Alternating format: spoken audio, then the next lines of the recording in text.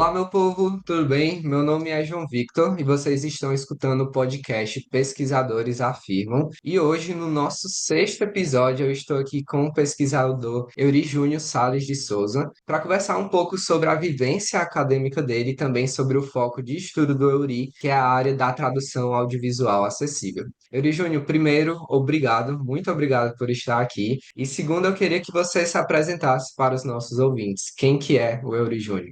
É um prazer estar aqui com vocês. Obrigado, João Vitor, pelo convite. Eu sou Eury Júnior. Eu vou fazer a minha apresentação como normalmente a gente faz aqui no trabalho. Eu já explico o trabalho. Então, vou fazer minha autodescrição, né? Então, eu sou um homem alto, pardo, de cabelos pretos. Pela imagem que está enquadrada aqui na tela, né? Eu uso óculos, estou usando um fone de ouvido, uma camisa em tom de verde, né? E meu fundo é uma parede branca. Pronto. Eu sou um cara que começou nessa vida acadêmica já um pouco tardiamente, vamos dizer assim, né? Eu sou servidor aqui da Universidade Federal do Ceará, trabalho na Secretaria de Acessibilidade, sou servidor aqui há praticamente 13 anos. Eu sou da área de tecnologia, minha graduação é em tecnologia, tem nada a ver com a área que a gente atua hoje, estudos da tradução, né? Mas enfim, isso foi me abraçando ao longo da trajetória. Quando eu entrei aqui na universidade, comecei a trabalhar com acessibilidade. Já fui lotado aqui na secretaria. Eu não conhecia nada sobre a área e fui aprendendo aqui à medida que a gente foi desenvolvendo o trabalho. Todos os colegas, na verdade, aqui fomos nos auto-instruindo, né? Aprendendo junto, buscando capacitações, indo para congressos, enfim, nessa área. Nisso, uns 3 anos mais ou menos aqui, trabalhando na universidade, e a secretaria é muito próxima do curso de Letras Libras, né? O curso de Letras Libras mesmo que nasceu de dentro da secretaria, porque a nossa diretora na época foi a quem fomentou a criação do curso, foi a primeira chefe de departamento, primeira coordenadora do curso, professora Wanda Leitão, a quem eu mando um abraço. E a professora, por conta dessa proximidade, na verdade, né, com o curso de Letras Libras, então tenho acesso a alguns professores, dentre eles a professora Patrícia Vieira. Então, já tinha acesso à professora Patrícia e tal, com um colega que a gente se cruzar aqui nos corredores, até que um dia que a professora Patrícia me fez um convite, olha, vai ter uma especialização sendo financiada pela CAPES, no custo, sem custo nenhum lá na UES e tal, uma especialização em tradução audiovisual acessível. E tem duas vertentes, legendagem para surdos e ensurdecidos e audiodescrição para cegos. E aí fez o convite, você não pensa em fazer uma especialização e tal? Mas tá, não pensava nisso, mas vamos lá, vamos ver. Aí fiz a prova, passei, enfim, para encurtar a conversa, fiz a especialização, gostei da área, escolhi legendagem, porque eu sou da área técnica, como eu falei, né? Então, assim, essa questão de interagir não é muito comigo, assim. Então, Uhum. assim, audiodescrição eu achei uma coisa mais, uma coisa não é prática, vamos dizer assim, não tá me fugindo a palavra, assim. Mas, assim, eu achei que a legendagem era uma coisa mais entre eu e o computador, entre o trabalho que eu estou fazendo, não seria tão subjetivo como seria a Uhum. questão da audiodescrição, né? Fiz o curso, escolhi a área da legendagem e gostei bastante, me apaixonei pela área, terminei a especialização e já fui convidado a fazer trabalhos, com legendagem profissionalmente, por alguns colegas do curso, e depois outras produtoras começaram a me procurar, e aí fui me tornando legendista de fato, né? Não apenas de formação, mas de prática. E aí, depois disso, com o tempo, a professora Patrícia me fez um novo convite. Ela não apenas me convidou, mas depois eu a convidei para ser minha orientadora do Uhum. TCC da especialização, né? E aí a gente já trabalhou juntos, o trabalho rendeu uma publicação, publicamos aqui numa revista da própria UFC, a Transversal, né? O resultado do TCC. E depois ela me convidou, então vamos avançar nessa pesquisa, vamos agora entrar no mestrado, aqui na UFC a gente tem um programa de estudos da tradução, a gente pode enveredar por esse caminho. Eu disse, não, tá bom, vamos tentar, né?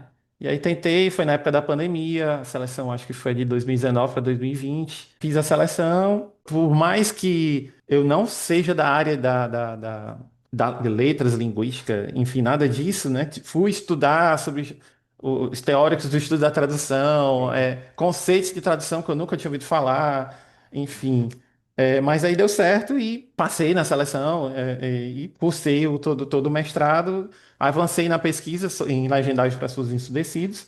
A minha vertente de pesquisa tem a ver não apenas com a legendagem para surdos, mas também com a Libras, né? Eu não sou fluente em Libras, não, eu não sou intérprete de Libras, mas trabalho do lado de intérpretes o tempo todo, de surdo o tempo todo, então a Libras está muito presente aqui na minha vida.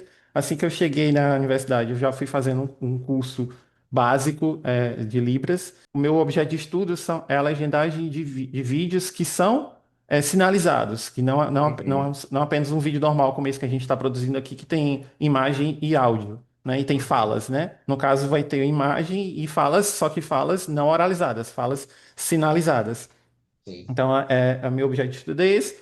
E aí fiz o mestrado, e quando terminou o mestrado, a consequência imediata foi a Poete Já emendado, subiu doutorado. para doutorado, né? E a Aham. Patrícia, vamos fazer o doutorado. Eu brinco sempre quando eu falo isso, né? Que a Patrícia é meio que minha coach acadêmica, né? Então ela Aham. vai me Aham. conduz, olha, vamos fazer assim, vamos fazer assado. Então, assim, eu devo muito à professora Patrícia, de fato, por esse incentivo na minha Uhum. qualificação. Então, sei lá, há 7, 8 anos atrás, só tinha graduação, né? E Uhum. não pensava de maneira nenhuma nesse universo acadêmico, mal conhecia, mas trabalhando Uhum. na universidade, né? Não tem como você não se envolver com isso. E Sim. aí, quando você tem a sorte de ter um professor que lhe abraça, né? Então, como eu tive, né? Então, assim, a gente vai seguindo, pronto. Então, estamos aqui no doutorado, Uhum. continuando essa pesquisa aí de legendagem, envolvendo Libras, e é isso. Perfeito, perfeito. Muito obrigado aí pela apresentação. Nesse momento inicial, eu queria justamente isso que você fez, por causa que eu queria tentar entender, que as pessoas tentassem entender como é que foi esse teu trajeto. E eu acho muito interessante essa questão de tu começar com a graduação, que era mais a área da tecnologia, e depois ir aos poucos se enveredando também puxando da tecnologia, querendo ou não, tu continuou trabalhando com tecnologia de certa forma, mas ainda assim enveredando por outra área. E é muito interessante quando tu fala da professora Patrícia, de como ela foi te conduzindo até esse momento do doutorado. Então, bem, bem massa. E, assim, tem várias coisas na tua fala que eu vou querer depois entrar com um pouquinho mais de detalhes, mas por enquanto agora eu queria entrar mais na parte da tua pesquisa, certo? Então, eu queria detalhar um pouco mais a tua pesquisa, o que que tu estudou. E para começar, eu queria falar sobre um conceito que ele parece ser central. Inclusive, ele aparece no título da sua dissertação, que é o conceito de segmentação retórica. E aqui eu sei que a gente vai entrar numa parte mais técnica, mas é a minha intenção mesmo. Então, eu queria entender, Euri, de ti, duas coisas. Primeiro, o que que é essa segmentação retórica? E segundo, por que que esse conceito é importante para o processo de legendagem acessível? Como eu falei, né? O meu primeiro contato, a minha primeira pesquisa foi lá no TCC da especialização e eu pesquisei já esse objeto, né? Que eu falei para você, que é a legendagem de vídeos sinalizados, de vídeos em Libras. Na especialização, meu tema, né? Foi como se dá, enquanto legendista, né? Como se faz, como se procede a legendagem de vídeos que são sinalizados, que não tem um amparo sonoro. Então, para um legendista que é acostumado a legendar falas e diálogos e de repente você legendar um conteúdo que está só sinalizado, você tem que prestar atenção nessa sinalização, quando é que ela começa, quando é que ela termina, quais são os pontos que você pode fazer as quebras na legenda. Já começou aí a inquietação. Então, o que é segmentação em geral? Na legendagem, quando a gente fala segmentação, é a distribuição do texto desse texto que a gente está traduzindo em legendas, como esse texto vai ser distribuído na legenda. Se ele vai ser distribuído em uma linha, ou se ele vai ser distribuído em duas linhas. E em termos de segmentação, a gente pode ter três tipos de segmentação. Uma segmentação baseada no visual, então eu tenho, digamos, um vídeo, um filme, alguma coisa assim. Esse filme tem vários cortes de cena, e o ideal é que as legendas elas não passem, extravasem de um corte de cena para o outro. Então, eu faço a segmentação baseada nesse visual. Uma outra vertente da segmentação seria a segmentação retórica, que é que foi o título da minha dissertação. Então, é a segmentação, como eu vou distribuir esse texto baseado no fluxo dessa fala. Então, eu estou aqui, digamos, imagina que eu estou aqui falando com você e essa minha fala está sendo legendada. Então, nessa minha retórica, nessa minha prosódia, nesse fluxo da minha fala, é que a legenda vai sendo composta, né? E tem um terceiro vertente que é a segmentação linguística. É a forma como eu vou quebrar todo esse texto entre a primeira linha e a segunda linha da legenda ou entre uma legenda e a outra, para que eu consiga em cada legenda ter o maior conteúdo lexical possível, ter mais alto nível sintático, vamos dizer assim, numa legenda só, para que eu não dependa de construir significado tendo que esperar a próxima legenda para construir significado. Que numa legenda só eu já consiga construir um significado básico. E entre uma linha e outra também a gente já tenha essa construção de sentido. Então, Uhum. aí isso é baseado em estudos de rastreamento ocular, que verificam quando há essa quebra. Inclusive, a tese da professora Patrícia é em relação a essa questão da segmentação linguística e como essa quebra mal feita pode prejudicar na recepção, principalmente em relação ao público surdo, que é o público que a gente estuda, né, que é a legendagem para surdos ensurdecidos. Então, a segmentação retórica é isso, é como esse texto, como esse texto traduzido em legendas, como ele é distribuído entre linhas ou entre inserções de legenda. Basicamente, a segmentação retórica é essa. Só que o diferencial da minha pesquisa é que eu estou, mais uma vez, né, estou legendando a partir de uma fala que é sinalizada. Então, como se dá esse fluxo, essa retórica na Libras? Né? Como é que eu determino o início de uma fala em Libras, o final de uma fala em Libras, eventuais pontos de pausa, né, que seriam as vírgulas na Libras, né? Como se Uhum. dá isso? Então, a minha pesquisa vai nesse sentido. Perfeito. E eu acho interessante você puxar essa questão do que você está analisando, por causa que eu queria falar agora sobre a questão do corpus. Porque para avaliar essa questão da segmentação retórica que tu mencionou, você utilizou um corpus que foi uma série ficcional chamada Crisálida, não é isso? De 2010. E eu queria entender de ti, Yuri, por que que você decidiu trabalhar especificamente com essa série na sua pesquisa? Vamos lá. Aí toda hora eu vou retomar o primeiro trabalho, né? Que foi a Perfeito. especialização. Lá, na especialização, a gente trabalhou com alguns vídeos aqui internos da própria secretaria e do curso de Letras Libras. Então, o curso de Letras Libras ele tem uma bibliografia, como todo curso de graduação tem a sua bibliografia, né? Sim. Como a Libras é a primeira língua da maioria dos alunos, então um determinado artigo acadêmico, um capítulo de livro, normalmente ele é traduzido aqui pela nossa equipe de intérpretes da secretaria, ele é traduzido para Libras, para enfim ser disponibilizado para os alunos surdos, porque no caso, o português para eles é a segunda língua. Então, como é um conteúdo denso, né, um conteúdo acadêmico, então normalmente é feito essa tradução para Libras para que fique mais confortável para eles fazerem o consumo desse material na sua primeira língua, né? Então, o corpus do TCC, dessa pesquisa do TCC, foi um desses vídeos, né, de traduções para Libras de textos acadêmicos, e a minha ideia era fazer a legenda desse vídeo. Uhum. Então, lá na época eu vi o quanto isso era complicado. Então, não é fácil legendar um vídeo que é sinalizado. Então, a ideia no TCC foi essa. Já na dissertação, eu disse, não, agora vamos pesquisar. Uma das dificuldades que a gente encontrou foi exatamente essa questão da segmentação retórica. Como fazer essa quebra, né? Como distribuir esse texto legendado de acordo com o fluxo da fala sinalizada. Então, a gente já encontrou essa dificuldade lá no TCC. Então, vamos pesquisar isso mais a fundo agora no mestrado. Só que aí, para eu não ter que criar tipo, pegar um vídeo qualquer, um vídeo sinalizado de alguém e ter que fazer a legenda própria, eu produzi a legenda porque eu sei que o trabalho que dá é produzir uma legenda de um vídeo sinalizado realmente é um trabalho bem custoso, vamos dizer assim. Então a gente vamos trabalhar com um corpus já pronto, já tem a legenda já construídas. E a gente vai analisar como essa equipe de legendistas trabalhou essa questão da segmentação retórica. Então a gente foi, na época da dissertação, foi a época que estava, vamos dizer assim, em alta essa série.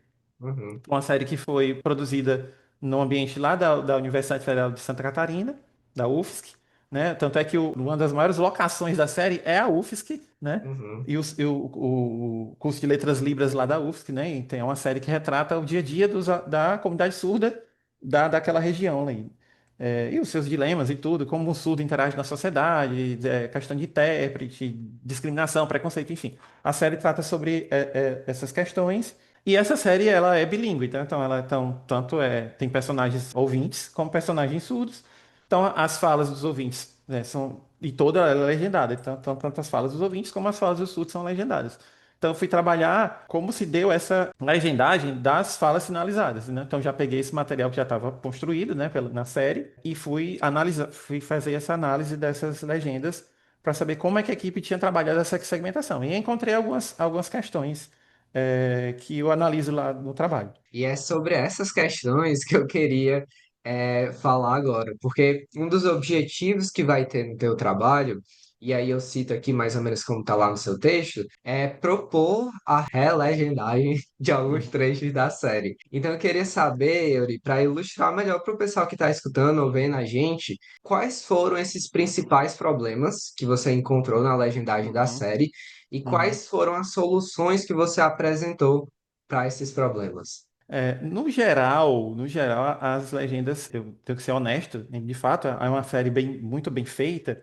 No geral, as legendas estavam bem construídas, adequadas. Mas a gente achou um percentual de legendas que elas não respeitavam essa segmentação retórica. No que sentido? Ou elas adiantavam informação, então a legenda aparecia antes da sinalização de fato acontecer, né, quando era a fala do personagem surdo, ou elas atrasavam a informação. Uhum, Então, no achado, encontrou muitas legendas que atrasavam a informação. Na verdade, o que acontecia? Na série, você tem, digamos, a ideia do personagem surdo e do personagem, como todo surdo, se você andar aqui da Universidade Federal do Ceará, você vai ter os surdos, e nas aulas sempre vai ter a figura do intérprete de Libras, sim. porque, infelizmente, a nossa sociedade, a maioria não conhece Libras, né? Libras não é Uhum, uma cadeira que é do ensino fundamental, deveria ser, né? uhum, E ela só está presente no ensino superior, nas graduações, aliás, nas licenciaturas, né? Então, quem é uhum, bacharelado não tem a obrigação de ter uma cadeira de Libras. E mesmo essa cadeira de Libras é uma cadeira de 4 créditos, enfim, sei lá, é uma cadeira uhum, sim. pequena, né? Então não dá para você sair fluente de maneira nenhuma. Dá para sair, De forma dá nenhuma. para dizer um bom dia, boa Sim. tarde, alguma coisa assim. Dá para fazer muita coisa.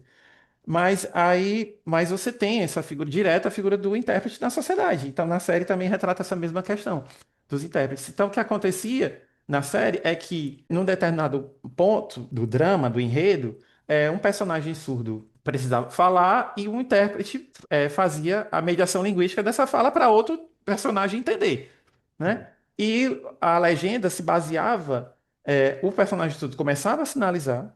Logicamente, em qualquer interpretação, o intérprete só vai entrar alguns segundos depois, né? Porque ele tem que primeiro uhum, ouvir, ou no caso do intérprete de Libras, ele tem que ver a sinalização, para depois ele fazer a mediação linguística dele, né? Então, o surdo começava a sinalizar, depois que o intérprete ia começar a fazer a tradução, né, em voz, uhum, dessa fala do surdo, e a legenda só entrava quando o intérprete começava a falar.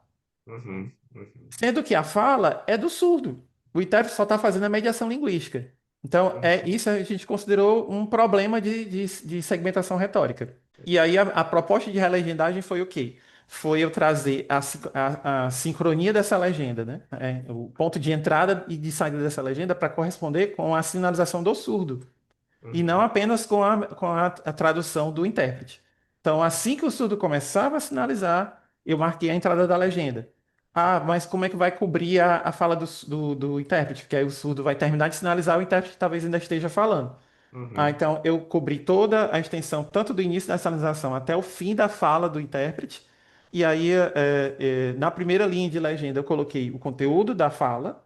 E na segunda uhum, linha de legenda, eu coloquei uma informação que é muito comum em legendagem, informações extratextuais, que a gente normalmente coloca entre colchetes. Então, uhum, digamos, principalmente nessa legendagem que eu trabalho, que é a legendagem para surdos e ensurdecidos. Na legendagem convencional, você só tem a tradução das falas e acabou. sim. Na LSE, na Legendagem para Surdos e Ensurdecidos, além da tradução das falas, a gente tem a descrição dos efeitos sonoros e a descrição das músicas, né? Então, se você tem uma batida de porta, um carro passou, alguma coisa que faça sentido para o enredo, esse som tem que ser descrito.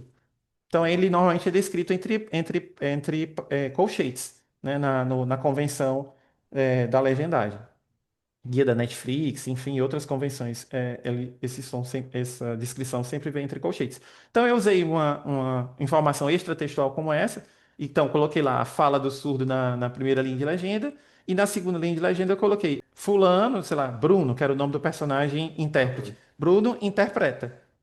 E uhum, aí, nisso, perfeito. eu consegui, na mesma legenda, casar tanto a sinalização como a fala interpretada, trazendo o protagonismo para a fala do surdo, porque quem estava falando era o surdo, não é uma fala do intérprete. O intérprete estava apenas fazendo a tradução daquela fala, né? A fala é Uhum, de propriedade do surdo. Então, é uhum, justo que essa legenda comece pela fala de quem é o protagonista dela. Então Uhum, foi isso que eu propus, né? O principal achado foi esse, né? Tiveram outros problemas, mas foram de ordem menor, né? Então uhum, o maior problema que a gente achou foi essa, vamos dizer assim, falta de protagonismo da sinalizada, da fala em Libras. Então a proposta da legendagem foi trazer essa fala para o lugar dela, de fato, né? Como uhum. protagonista, né? E a legenda contribui para isso. A dissertação foi nesse sentido. Perfeito.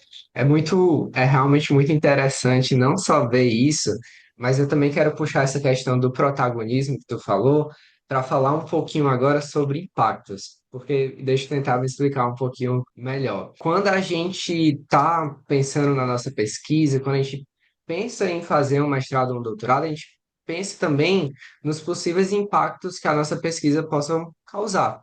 E assim, eu sei que é uma coisa que a gente não consegue mensurar ou mesmo prever, mas a gente espera que esse impacto ele seja positivo e ele alcance direto ou indiretamente a comunidade acadêmica ou a sociedade em geral.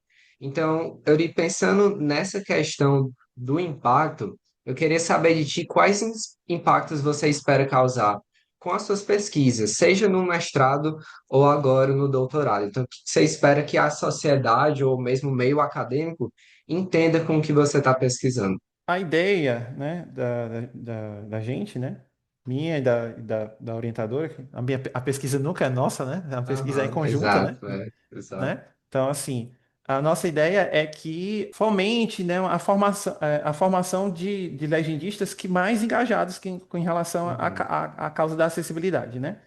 Então, para isso, a gente, agora no doutorado, a uhum, ideia é fazer o teste, um teste experimental, né, com rastreamento ocular, para saber se essa recomendação, se essa orientação que a gente deu lá na dissertação, se ela de fato ela se comprova, né? Se essa uhum, legenda ela traz algum benefício para o surdo, ela estando com a segmentação retórica adequada, né? Vamos uhum, dizer assim, com uma boa segmentação retórica, digamos assim, né? Se isso traz algum benefício para o surdo ou não. Então, a hipótese de pesquisa é que traga benefício para o surdo essa legenda estar sincronizada com a fala sinalizada. Mas é o que a gente vai testar. Mas a ideia de impacto, né, é que contribua para a formação de novos legendistas comprometidos com a causa da acessibilidade, né? Você entender o seu público-alvo, né, do que você está uhum. produzindo, da sua tradução, e tentar trazer o melhor produto possível para esse público que você está trabalhando. Perfeito, perfeito. Euri, agora indo para uma questão, ainda é um pouco técnica, mas ainda assim ela se distancia um pouquinho em relação à tua pesquisa, que eu queria, como a gente está falando aqui também de tecnologia, agora você falando dessa questão de formação de legendistas, eu queria que a gente levasse essa nossa discussão para a questão de ferramentas em prol de acessibilidade. E aí eu queria trazer para a conversa a questão das ferramentas de inteligências artificiais. Porque eu sei que tu não trabalha, esse não é o foco do teu estudo, mas ainda assim eu queria saber a sua visão como pesquisador da área da acessibilidade, como que você vê, como que você enxerga essas novas tecnologias? Se elas estão sendo exploradas também no viés de produzir mais conteúdo acessível, ou na tua opinião, não, a gente ainda não chegou nessa fase. A inteligência artificial, ela tem contribuído bastante, assim. Eu posso citar um exemplo assim mais direto, né, nem tanto para o público surdo, que é o público que eu trabalho na pesquisa, né? Mas para o público Uhum, com deficiência visual, uhum, você tem ferramentas como o Be My Eyes. Be My Eyes é um aplicativo que você pode instalar no seu celular, tanto no iOS como no Android. O Be My Eyes já existia antes, então o que que acontecia? A pessoa com deficiência visual instalava no seu telefone, o telefone da pessoa vai estar habilitado às funções de acessibilidade do telefone, né? No caso do Android lá, ele habilita o leitor de telas TalkBack, e no iPhone ele habilita o Voice Over, mas enfim. Uma vez esses recursos habilitados no seu telefone, esse usuário deficiente visual, com esse aplicativo, ele poderia, a princípio, na versão anterior dele, antes da inteligência artificial bombar, vamos dizer assim, uhum, como tá aconteceu hoje, ele fazia uma solicitação para que um outro usuário voluntário, uma pessoa uhum, vidente, ela uhum, pudesse ser os olhos dela. Então, be my eyes, ser os olhos uhum, dela. Então, eu estou aqui no supermercado, estou comprando um determinado produto e queria, ou sei lá, numa loja de roupas, queria saber se isso aqui é PM ou G, se isso é com uhum, verde, azul, amarelo.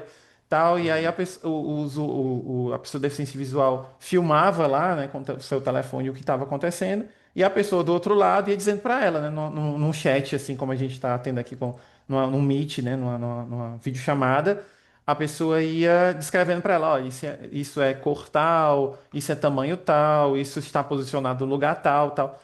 A proposta do Be My Eyes era essa.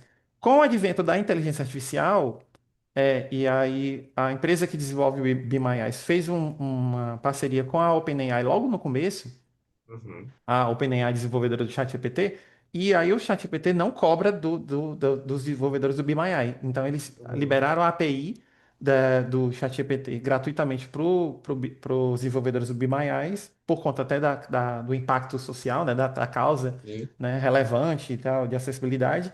E aí incorporaram o modelo de linguagem, né, dentro do Be My Eyes. Então hoje o usuário pega o telefone, filma o que está acontecendo e aí a inteligência artificial interpreta aquilo e já faz a descrição.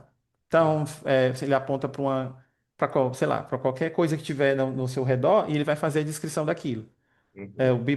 Isso é uma revolução, muita gente tem usado, assim, tem facilitado bastante a vida de muitos usuários.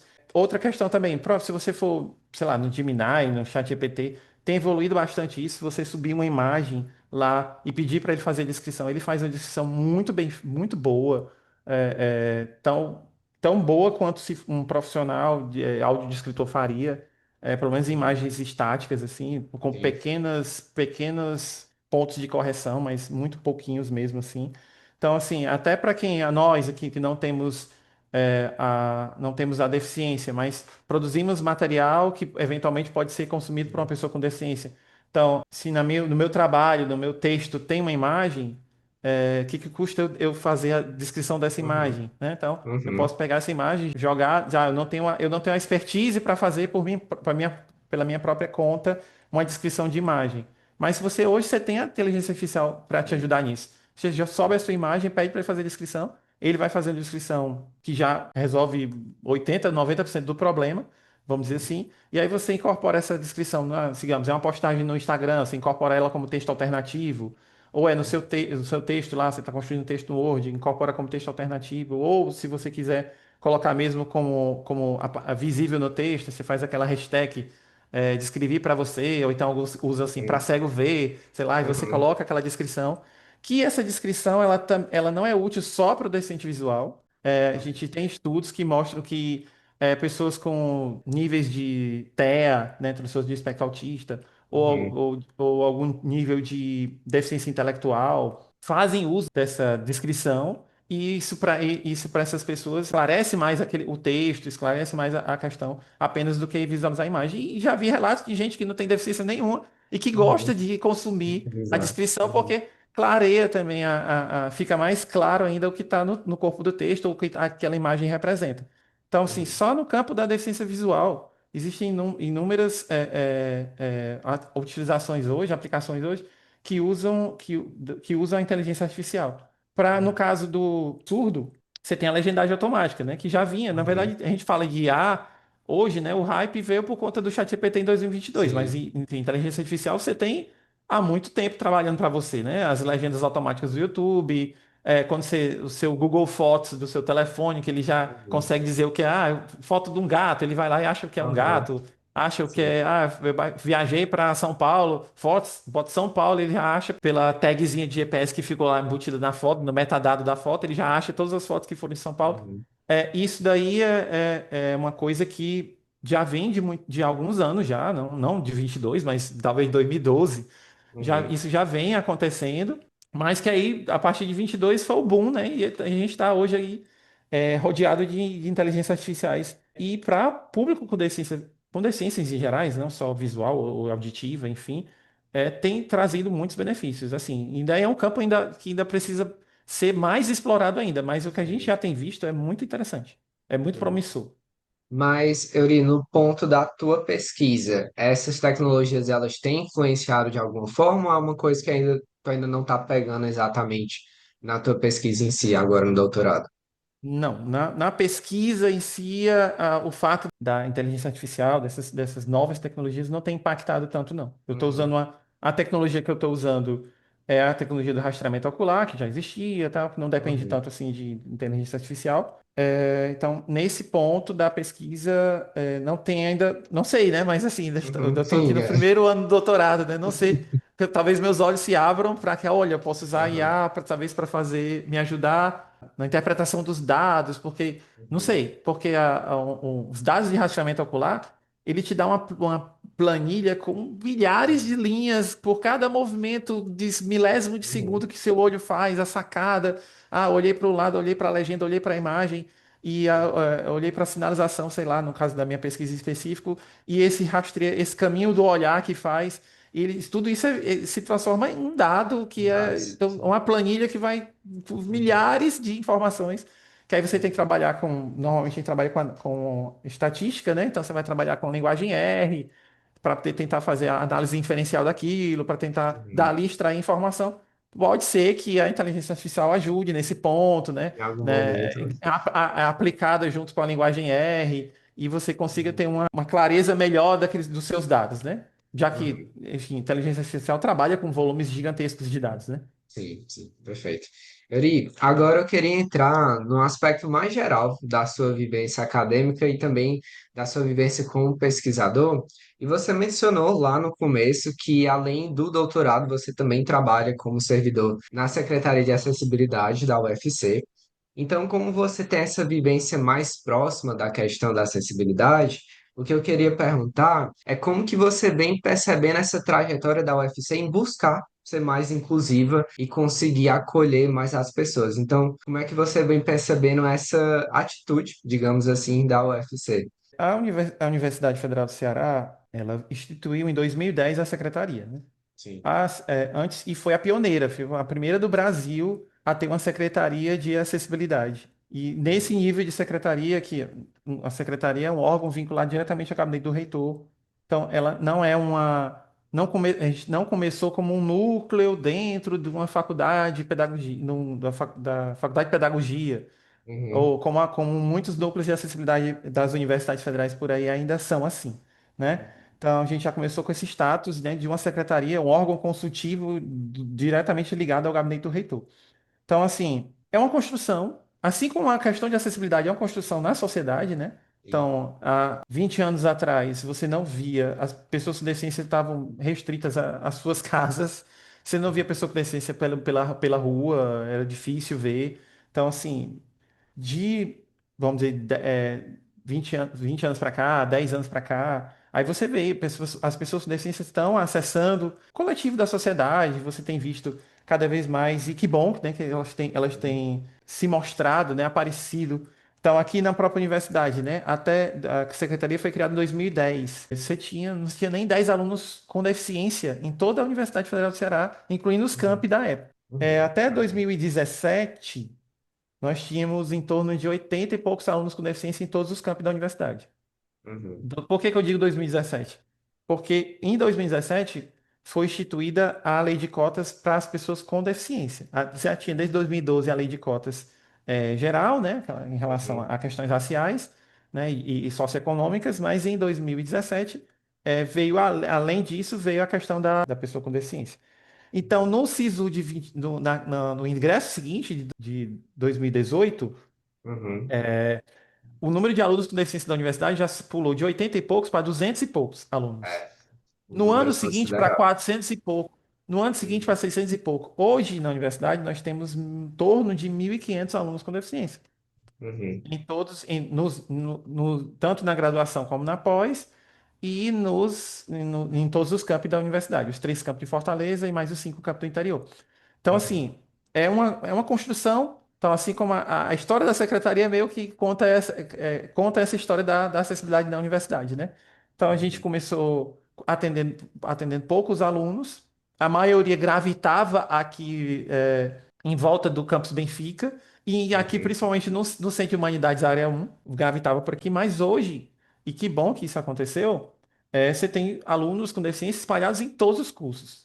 Então, você Uhum. tem alunos com deficiência no PC, nos mais variados cursos, né, nas engenharias, nas licenciaturas de exatas lá no PC, você tem alunos aqui nas letras, alunos na medicina, alunos no direito, na faculdade de economia. enfim, e já é uma demanda que nós aqui temos trabalhado assim cada vez mais, né? Porque a nossa equipe é pequenininha e Uhum, o número de alunos aumentou bastante, então para a gente dar conta, então, mas é um desafio que a gente tem prazer de fazer, porque a gente uhum, quer ver essa inclusão, né? A nossa ideia da secretaria, quando a gente trabalha com essa questão da acessibilidade, é incutir essa questão da cultura inclusiva na comunidade acadêmica. Um colega nosso aqui do setor até falava assim, a nossa missão é kamikaze, porque a uhum, nossa ideia é que num dia não seja necessário existir mais uma Secretaria de sim, Acessibilidade, mas que a uhum, acessibilidade esteja no olhar de cada pessoa que faz parte da comunidade acadêmica da universidade. Não precisa ter um uhum. núcleo que vá fomentar essas ações, mas que todo mundo já tem essa visão, né? Então, nosso sonho no futuro é nem precisarmos existir, Sim, mas que isso perfeito. fosse arraigado, né, em toda a comunidade acadêmica. Uhum, perfeito, muito interessante essa tua fala. Euri, agora, ainda estou nesse aspecto da vivência mais geral, da vivência acadêmica, e o que eu queria perguntar agora é no âmbito também um pouquinho mais pessoal, porque assim, as pessoas que eu conversei até agora, ou elas mantinham o trabalho delas como professores, a grande maioria são professores, enquanto elas se dedicavam à pesquisa, ou elas conseguiam focar mais com calma na pós-graduação por conta de uma bolsa, por exemplo. E eu queria saber no teu caso, porque além de estar no doutorado, você também faz parte da secretaria, você também atua como servidor público. Então, como que tem sido para ti para conciliar essas duas demandas que, querendo ou não, consomem bastante do nosso tempo? Então, como é que tu tem gerenciado essa questão? Realmente eu tenho me dividido assim, né, entre a pesquisa e o trabalho, né? Uhum, Eu não solicitei nenhuma licença, né, uhum, assim. Então, de fato, eu tenho que me dividir entre a pesquisa e o trabalho. Uma coisa boa é que a pesquisa meio que envolve o trabalho, né? trabalho, A sim. pesquisa é sobre acessibilidade também. Então, Uhum, em alguns momentos aqui do trabalho, a pesquisa ela contribui para o meu trabalho. Então, uhum, é um ponto positivo, né? Eu não estou uhum, pesquisando uma coisa que não tem nada a ver com o que eu trabalho sim. efetivamente, né? Na verdade, tem Uhum, muito a ver com o que eu trabalho. Mas, assim, é um desafio, né? Porque eu tenho minha jornada, eu tenho minhas obrigações aqui enquanto servidor, né? E aí uhum, tem as obrigações, as leituras e tal, e produzir texto e disciplinas que a gente acabou de terminar aqui sim, agora, né? Mas enfim, é muita coisa para fazer, que aí a gente vai realmente tentando se equilibrar, e fora a vida pessoal, né? Eu sou sim, casado, sim. esposa, filhas, enfim, né? Família Mas para cuidar. a gente vai tentando, né? Vai Uhum, ter um momento que parece que na época da dissertação foi isso, no mestrado. Em um momento eu precisei me afastar, de fato, então a gente, sim, enquanto servidor público aqui, a gente tem direito a uma licença capacitação, então a gente uhum, consegue pegar 3 meses para se dedicar só à pesquisa, né? Então uhum, foi quando eu consegui compilar a maior parte do meu texto da qualificação na época, uhum, e aí, com essa licença de 3 meses, aí, enfim, aí qualifiquei, depois defendi e tal. Então, muito provavelmente é o que eu vou fazer também no doutorado. Em algum momento eu vou ter que pegar uma licença para me dedicar mais à escrita. Mas enquanto uhum, a gente estava aqui, disciplina, começo da escrita, tá dando para conciliar. Em algum momento uhum, eu vou precisar me descompatibilizar para poder dedicar uhum. à pesquisa, porque, enfim, a gente sabe que tem uma hora que o bicho pega e a gente tem É, que o parar para processo escrever fica mesmo. mais difícil. É. Perfeito, perfeito. Euri, a gente está se encaminhando já para o final da nossa entrevista e para finalizar, eu queria fazer uma pergunta para ti, porque assim, eu estava conversando com o pesquisador Hélio Parente antes da gravação, a gente estava mencionando aqui, e quando eu estava discutindo com ele, a gente estava conversando sobre como a vivência acadêmica, ela não pode ser só isso de você e a pesquisa e você acabou. Tipo, não pode ser só isso. É também essa questão de que a vivência acadêmica ela precisa ser perpassada pela comunidade acadêmica. E eu achei muito interessante quando eu estava lendo o seu trabalho para preparar a entrevista, que você mencionou diversas pessoas lá nos seus agradecimentos. Você fala sobre várias pessoas nos agradecimentos, e eu queria saber de ti, Yuri, como é que tem sido até agora esse teu contato com a comunidade acadêmica enquanto pesquisador? Como é que tem sido essa relação com a comunidade? A minha pesquisa, eu depende de muitas mãos assim para fazê-la, né? Como eu te falei, né?